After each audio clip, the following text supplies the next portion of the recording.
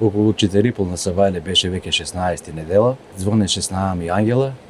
Таа беше бремена, требаше на 16 во 10 часот со син ми да бидат во клиниката во Чаир за пораѓај. Веќе бев буден и јас отидов до купатило да се средам и првата мисла ми беше на 16 октомври се роди син ми, недела беше. На 16 на него ќе му се роди син. Радоста беше огромна. Дојде жена ми трчејќи, поблизај, Ангела сама ќе оде вика до болница. Како бе сама ќе оде, кај е син ми? Диме, каде е?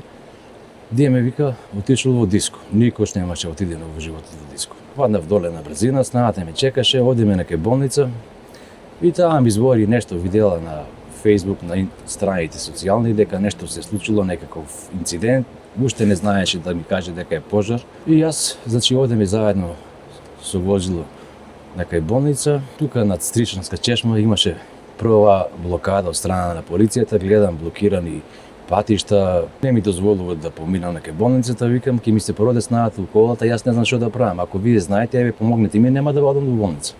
Разбраа се, пуштиваме, упатуваме се према интерно оделение по барање на снаата. Мене ми беше чудно, викам, треба да одиме на гинеколошко оделение, ама ајде. И влеговме во интерно оделение и викам на снаата, почекај малку да побарам доктор. Таа позади мене, дали инстинкт, дали што како, влегла во првата соба и од таму се слушна еден страшен крик, пискотници. Дојдов до неа и има што да видам. На вториот кревет син ми.